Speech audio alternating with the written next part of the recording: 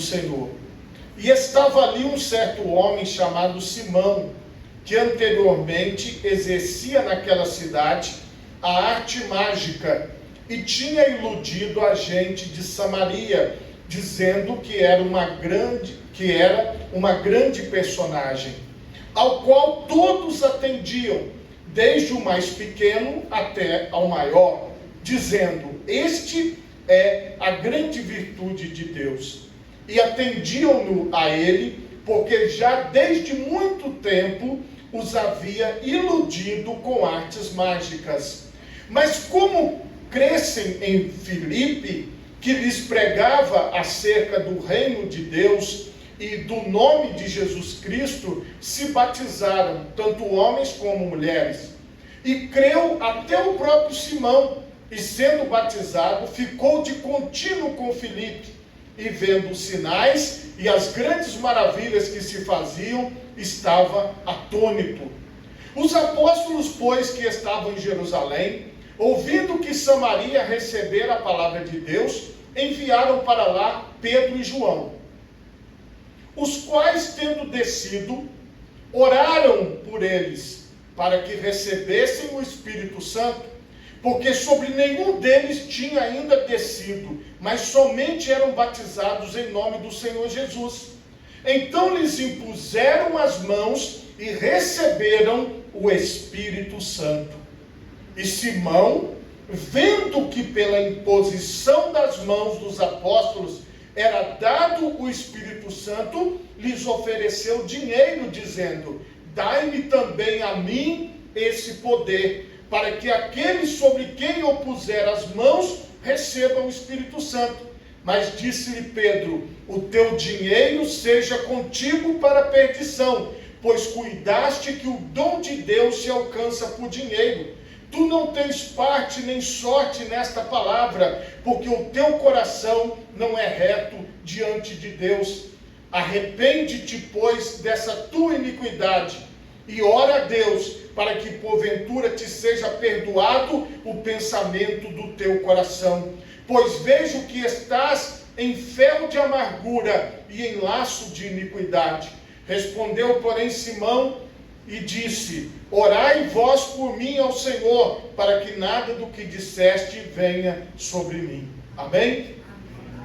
Por favor, levante a sua mão direita o mais alto que você puder. Feche os seus olhos e oremos a Deus. Pai Todo-Poderoso, neste momento, Senhor, eu quero pedir o entendimento da Tua palavra, Pai. Que cada um de nós, Senhor, que estamos aqui, ó Deus, possamos ser cheios do Teu Espírito Santo. Que o Teu Espírito Santo possa ministrar, ó Pai, sobre todos os ouvintes da Tua palavra agora. Que eles possam crescer em entendimento, em sabedoria, Pai. Que eles possam crescer em graça diante da Tua presença. Que nenhum de nós permaneça da mesma forma, mas que nós possamos ser tocados e direcionados pelo Senhor. Amém e graças a Deus. Podemos assentar, meus irmãos, em nome de Jesus. Meus irmãos, o tema da mensagem esta noite é: o Espírito Santo não se conquista pelo dinheiro.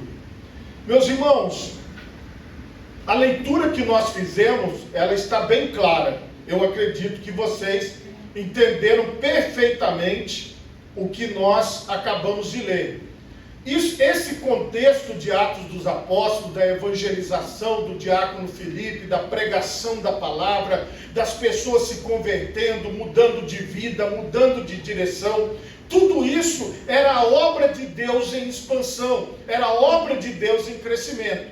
Só que nós precisamos entender que, mesmo no meio da obra de Deus, ou no meio da sociedade, no meio das pessoas, nós vamos encontrar várias situações.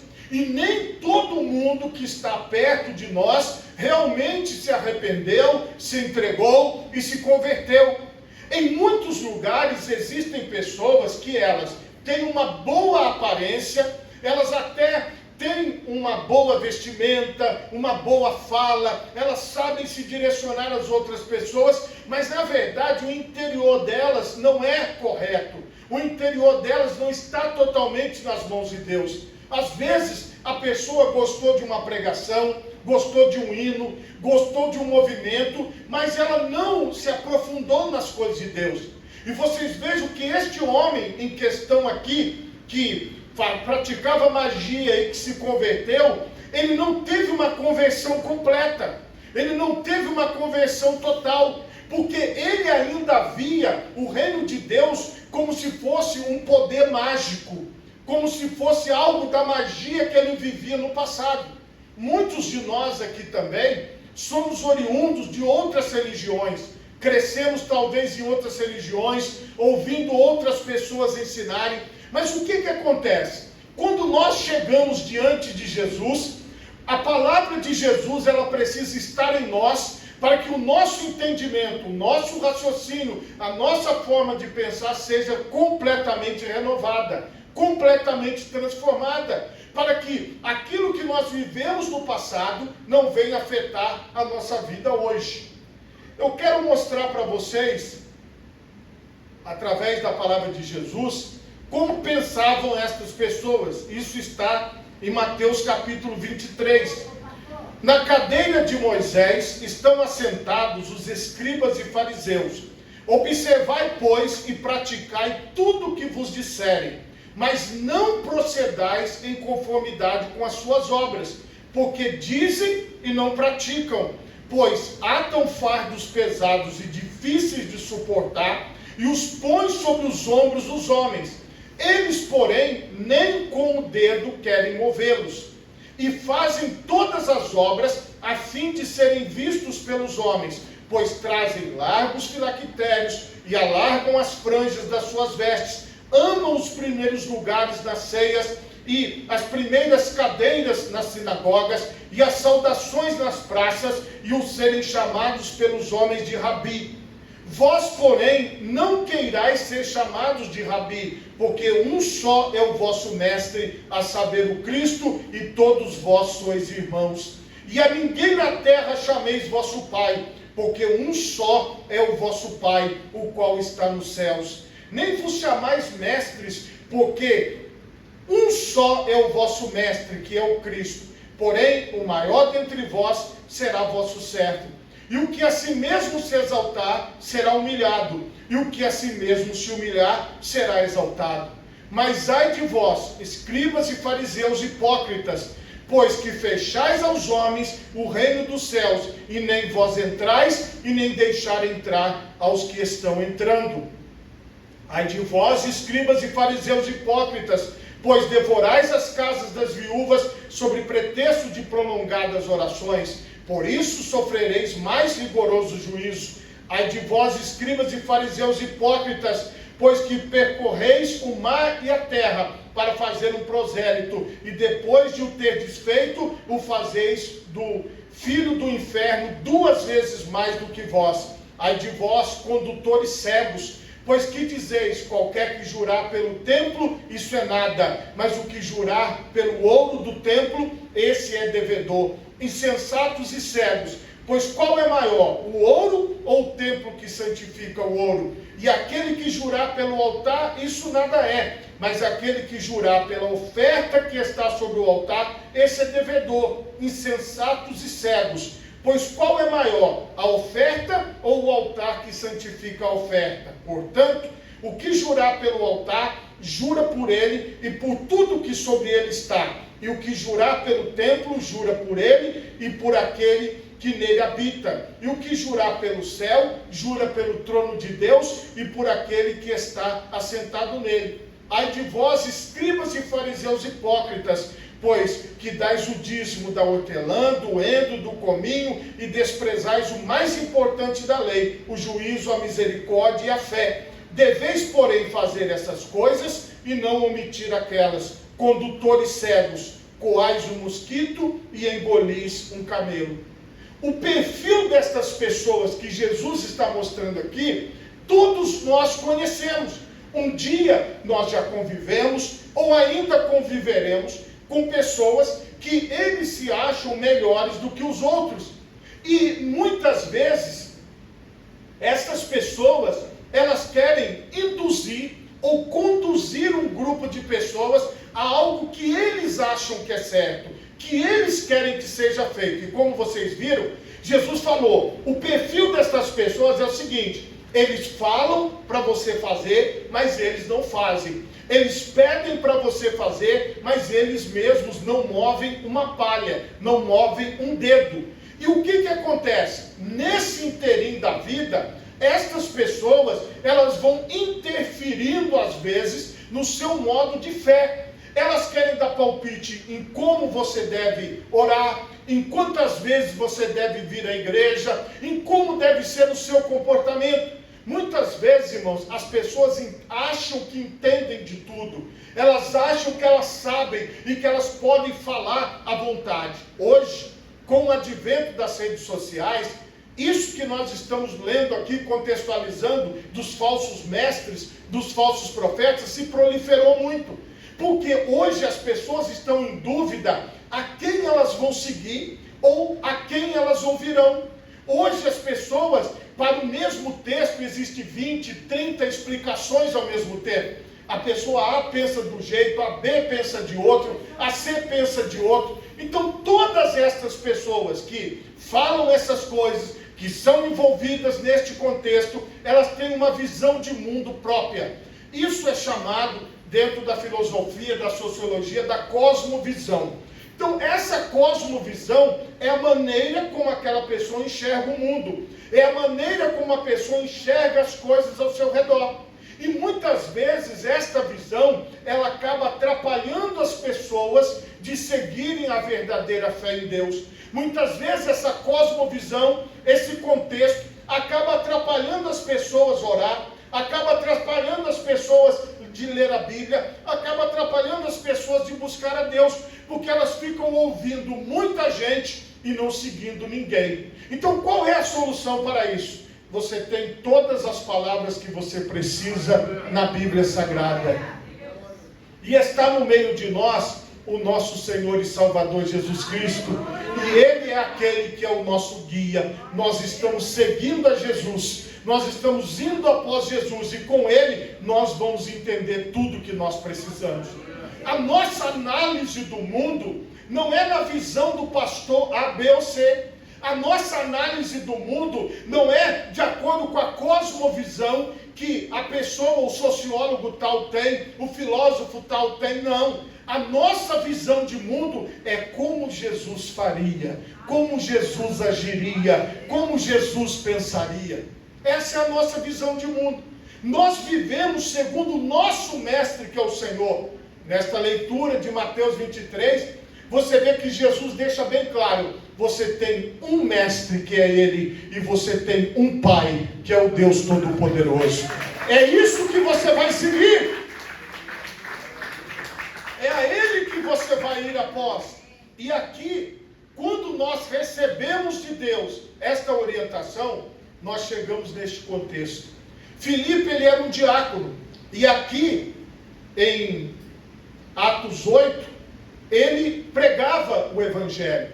Ele levava a palavra. E vocês vejam que Filipe, ele estava na cidade de Samaria. Está falando aqui no versículo 5. A Bíblia diz que as multidões iam e eles prestavam atenção em Filipe. E a Bíblia diz aqui que Deus, ele curou paralíticos, ele curou pessoas que estavam ali, e a multidão começou a vir, e a Bíblia está dizendo no versículo 8, e havia grande alegria naquela cidade. O Evangelho estava sendo pregado, o Senhor estava restaurando vidas, transformando pessoas, manifestando a sua glória, porque aquele diácono, ele estava levando o Evangelho, ele estava levando a verdadeira palavra de Deus. Quem é o Evangelho? O Evangelho é Jesus, e Jesus é o Evangelho. Quando Filipe anunciava, ele anunciava Jesus Cristo ressuscitado, assim como nós pregamos o Jesus ressuscitado.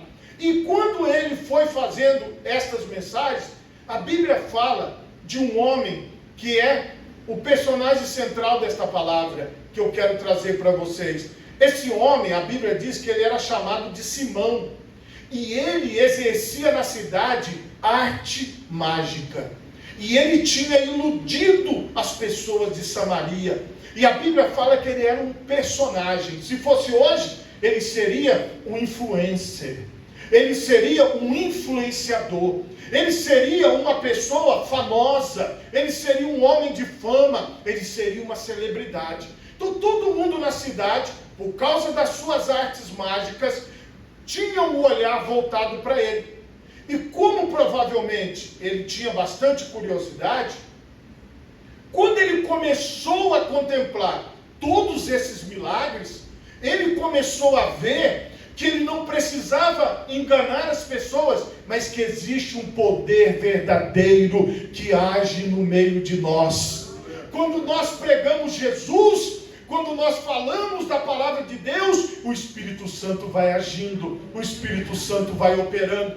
Aquele homem passou a entender que havia o poder de Deus, e aqui todos conheciam Simão como um artista, como um mágico, como uma pessoa que mexia com artes mágicas. Mas depois que Filipe pregou acerca do reino de Deus e do nome de Jesus Cristo, muitas pessoas se batizaram, homens, mulheres, e Simão também creu e foi batizado, e ficou de contínuo com Filipe, vendo os sinais e as grandes maravilhas que se faziam, atônito. Agora, Simão está junto com o diácono Filipe na obra de Deus. Ele desceu as águas do batismo e ele está ali no dia a dia com Filipe. Ele está ouvindo a palavra, ele está observando as ministrações. Nós podemos dizer que ele estava praticamente inserido na obra de Deus, que ele estava praticamente envolvido com a obra de Deus. Mas este envolvimento, ele estar ali vendo os milagres, ouvindo a palavra, era algo superficial. Não era algo profundo, é o que nós vamos ver aqui no texto que nós lemos. Não era algo com profundidade, porque ele ainda não tinha entendido completamente o Evangelho. Ele ainda não tinha entendido completamente o reino de Deus. Ele ainda não tinha compreendido a vontade de Deus para a vida dele. A pergunta que eu te faço é: você compreendeu o reino de Deus? Você entendeu que nós estamos seguindo a Jesus Cristo e não a homens? Você entendeu que não importa, 1000 cairão à tua direita e 10.000 à tua esquerda, mas tu não serás atingido? Você entendeu que as pessoas vão ficar pelo caminho? Você entendeu que o importante é você estar com Jesus? Porque se você estiver com Jesus, vai estar tudo certo na sua vida. Você está firme neste caminho? Ou será que você ainda tem alguma dúvida? Pensa aí agora, se você compreendeu tudo, ou se ainda tem alguma dúvida. Mas agora, como o movimento estava grande, os apóstolos, eles enviaram para Samaria Pedro e João. Agora chegaram os apóstolos, aqueles que andaram com Jesus, que estiveram junto com Jesus. Não era mais só o diácono Filipe, os quais, tendo descido, oraram por eles, para que recebessem o Espírito Santo. Irmãos, Pedro e João perceberam que a obra estava sendo feita, mas que faltava aquelas pessoas serem cheias do Espírito Santo. E os dois, Pedro e João, ministraram o Espírito Santo sobre aquelas vidas. Então lhes impuseram as mãos e receberam o Espírito Santo.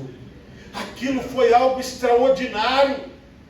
Simão observou que além do poder da cura divina, além do batismo nas águas, além da manifestação das maravilhas que Filipe fazia, agora Pedro e João trouxeram a maravilha do Espírito Santo, do poder do Espírito Santo, da pessoa ser cheia do Espírito Santo. E ele achou aquilo sensacional, ele achou aquilo espetacular. E aí ele teve uma brilhante ideia.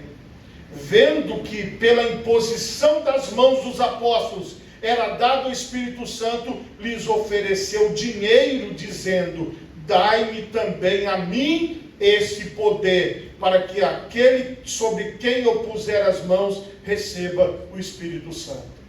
Veja, ele tinha descido as águas do batismo, ele estava caminhando junto com Filipe, ele esteve perto de João, perto de Pedro, mas ele ainda estava na sua mente com o poder da magia, ele estava na sua mente com as artes mágicas, ele não queria deixar o seu pensamento para trás, ele estava com aquilo porque ele achava que ele tinha que ter o poder, ele achava que o poder era para ele. E quando ele viu a imposição de mãos e viu que as pessoas eram cheias do Espírito Santo, ele desejou ter este mesmo poder de encher as pessoas com o Espírito Santo, mas ele ofereceu dinheiro, ele queria comprar este poder, ele queria receber este poder da forma que ele fazia no passado, porque você sabe que nas outras religiões tudo tem um preço.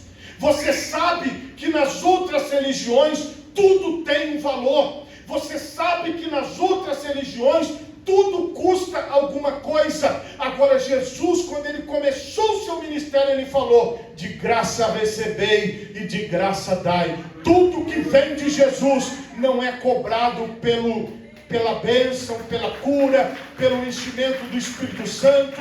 Não tem uma cobrança.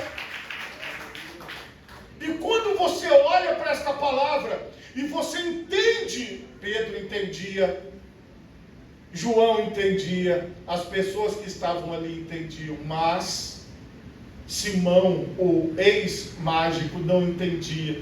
Ele não compreendia, ele achava que Deus agia daquela forma do passado. Ele achava que Deus operava daquela maneira do passado e que ele precisava comprar este poder para ele e que ele precisava ter este poder para ele. Irmãos, nós ouvimos muito nos nossos dias a mesma coisa. Olha, fulano de tal comprou a igreja tal, fulano comprou a igreja tal. Irmãos, a igreja ela não tem preço, você entende? Ela não pode ser comprada, porque o poder de Deus ele é de graça, ele atua através dos servos dele, dos apóstolos dele, dos enviados dele, das pessoas que estão em torno daquelas outras vidas. Agora, se você saiu do seu lugar e você veio até a presença de Deus, saiba, você está no lugar que Deus projetou para você, e se você abrir a sua mente, o seu coração, esse Espírito Santo vai te encher, o Espírito de Deus virá sobre a sua vida, sem você fazer nada. Simão, ele ainda estava com aquela visão do passado, ele ainda estava pensando que a obra de Deus era uma obra de homens, ou era uma religião como outra qualquer. Esta obra, ela não é uma religião, esta obra, ela não é algo que os homens acordaram e falaram assim, ó, vamos sair todo mundo e vamos nos reunir. Não, esta obra de Deus, ela foi aberta pelo próprio Deus, foi Jesus que começou esse ministério, e é Jesus que está continuando esse ministério. Não é uma coisa que pode ser comprada. Tira da sua mente qualquer possibilidade que você ache que, por exemplo, se alguém te falar, olha, se você der uma oferta, você pode ser curado, ou se você fizer um sacrifício financeiro, doar o seu carro, a sua casa, você pode receber uma bênção. Você não precisa de fazer nada disso para receber a bênção, porque a bênção é de graça, ela não é cobrada, ela não tem preço. Se tem alguém cobrando, esta pessoa não é de Jesus Cristo, é de outro, porque de Jesus não é. Entenda uma coisa, nós, irmãos, na obra, você pode ver, temos a manutenção da igreja, nós temos aqui pagamento de energia elétrica, de manutenção, de água, de tudo. Isso tudo é mantido através dos dízimos, das ofertas que são entregues de forma voluntária. Mas você pode ver, quando você entra numa igreja de Jesus, você não tem que comprar um ingresso aí na porta. Se você quiser assistir o seu time do coração, você vai ter que pagar um ingresso para entrar. Se você quiser ir ao cinema, você vai ter que pagar um ingresso para entrar. Se você quiser ir nessas casas de show, você vai ter que pagar um ingresso para entrar. Mas se você está na igreja de Jesus, as portas estão abertas e você vai entrar sempre, porque as portas da obra de Deus estão sempre abertas. E nós não temos ingresso. E aqui, meus irmãos, aquele homem, por não entender bem, por não compreender bem, ele ofereceu dinheiro aos apóstolos para que ele recebesse o dom de Deus. E aí, preste atenção numa coisa: quando as pessoas usam e fazem piadas e zombam da obra de Deus, eles gostam muito de tocar no assunto do dinheiro, porque tudo para a pessoa ímpia, o ímpio, ele acha que nós estamos aqui por causa de dinheiro. O ímpio, ele faz piadas dizendo: você vai à igreja para dar dinheiro ao pastor? Você vai à igreja para dar dinheiro ao pastor na internet? Se você olhar, você vai ver, olha o carro que o pastor comprou com o seu dízimo, olha o carro que o pastor comprou com a sua oferta, olha isso, olha aquilo. Então, o que essas pessoas estão fazendo? A mesma coisa que Simão, o ex-mágico, estava fazendo. Eles estavam botando preço nas coisas de Deus, eles estavam botando preço na obra de Deus. Só que os apóstolos mostraram para ele: se você está dizendo e achando que você pode comprar alguma coisa na obra de Deus, se você está achando que nós estamos aqui fazendo a obra de Deus por causa de alguma vantagem financeira, não é isso que está acontecendo aqui. Os apóstolos ensinaram ele e disseram para ele, e disse: o teu dinheiro seja contigo para a perdição, pois cuidaste que o dom de Deus se alcança por dinheiro. Tu não tens parte nem sorte nesta palavra, porque o teu coração não é reto diante de Deus. Arrepende-te, pois, dessa tua iniquidade, e ora a Deus para que porventura te seja perdoado o pensamento do teu coração. Pois vejo que estás em fel de amargura e em laço de iniquidade.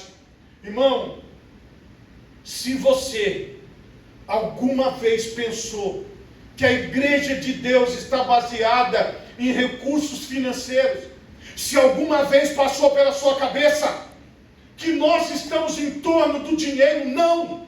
Jesus Cristo falou: é impossível você servir a dois senhores. Ou vocês servem a Deus ou a Mamon, ou vocês servem a Deus ou ao dinheiro. Entenda, não tem como servir a Deus e servir ao dinheiro ao mesmo tempo. O dinheiro serve para a gente comprar as coisas que precisamos para viver, mas ele não é o nosso Deus. Nós não matamos por causa de dinheiro, nós não roubamos por causa de dinheiro, nós não furtamos por causa de dinheiro, nós não estamos planejando um assalto para pegar milhares de dólares, não. Nós estamos pensando em como aquele assaltante deve se converter, se arrepender e entender que o dinheiro não é o Deus dele. O Deus dele está sentado num alto e sublime trono, e a Bíblia diz que a sua glória enche toda a casa onde ele está sentado. O nosso Deus é o Todo-Poderoso. Então nós, irmãos, não estamos aqui pelo dinheiro. Você não está aqui pelo dinheiro. Você não veio buscar o dinheiro, você veio buscar a Deus. Você veio adorar ao Senhor, você veio servir ao Senhor. Então preste atenção numa coisa: é preciso se arrepender desse pecado. É preciso se arrepender desse pecado de achar que nós podemos comprar alguma coisa de Deus. Eu vou lá e eu vou dar uma oferta e Deus vai me ver. Eu vou lá e vou dar o meu dízimo e Deus vai me ver. Eu vou lá e eu vou fazer alguma coisa e Deus vai me ver. Não é assim que funciona a obra de Deus. A obra de Deus é pura, a obra de Deus é reta, a obra de Deus, ela não está baseada em troca. Você não precisa dar um dinheiro para Deus te dar uma bênção. Você não precisa dar alguma coisa para Deus te devolver outra. Isso é nas outras religiões. Aqui é tudo de graça. É graça de Deus, é favor de Deus, é um presente que Deus nos dá. Então, se você quiser receber esse presente, Jesus está entregando ele hoje, porque é de graça. Nós fazemos isso para a glória de Deus. Mas o que aconteceu? Pelas religiões terem se transformado em objetos de lucro e objeto financeiro, as pessoas estão com o pensamento de Simão, o artista mágico. E elas estão voltadas para as coisas materiais. Elas estão voltadas para aquilo que pudesse trazer um bem-estar para a vida delas. Mas aquele homem, ele ouviu esta palavra, como nós estamos ouvindo hoje. E respondeu, porém, Simão e disse: orai por mim ao Senhor, para que nada do que disseste venha sobre mim.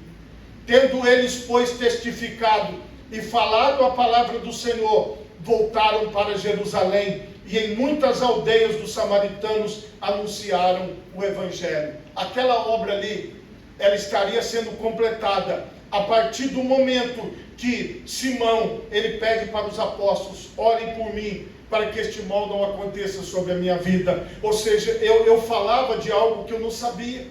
Eu achava que tudo era voltado para o financeiro. Tudo era voltado para as coisas, para a área financeira.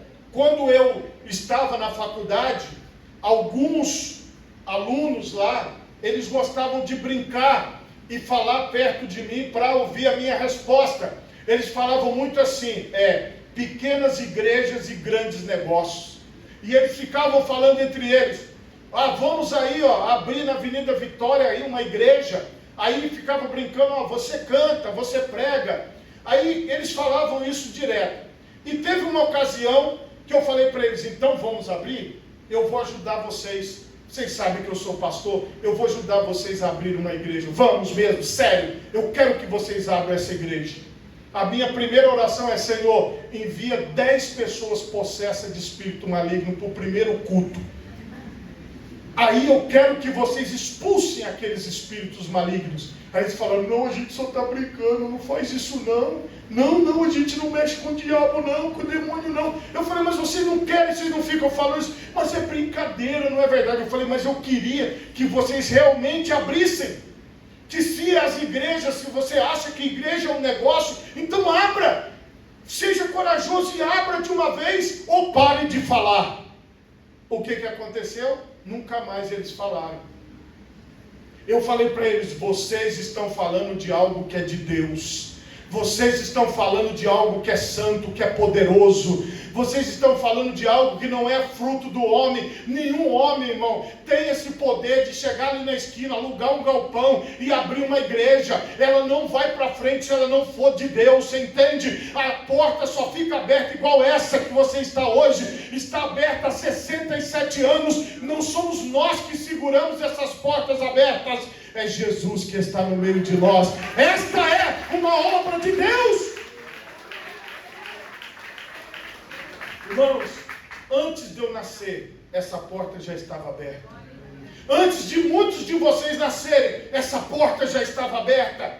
E por que nós estamos aqui, irmãos? Porque nós ouvimos, assim como Filipe saiu pregando. Os missionários saíram pregando, saíram levando o Evangelho. E esta palavra foi pregada em todo o mundo. E essa palavra alcançou a minha vida e alcançou a sua vida. Não pense que a obra de Deus é pelo ganho financeiro, ou pelo resultado que alguém possa ter, ou que você possa trocar com Deus, dando dinheiro para Ele, e Ele te dando alguma coisa de volta. Entenda algo: se você um dia se levantou contra a obra de Deus, falou mal da obra de Deus, hoje é aquele dia de nós nos arrependermos no altar de Deus e pedirmos: Senhor, tem misericórdia de mim, me perdoe, Pai, eu não entendia, eu achava que era dinheiro, mas na verdade é o teu poder, é a ação do Espírito Santo, é a obra de Deus na vida das pessoas.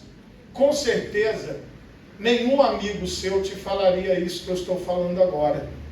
Se você está ouvindo isso agora, hoje, neste dia, é porque o Espírito Santo de Deus está trabalhando na minha vida e na sua vida.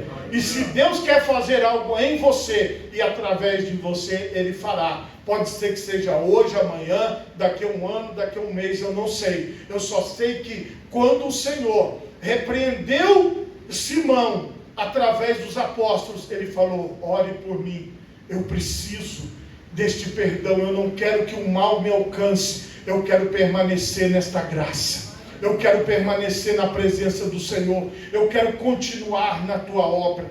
Se você pode, coloque as duas mãos na altura do seu coração. Feche os seus olhos e oremos a Deus. Pai Todo-Poderoso, neste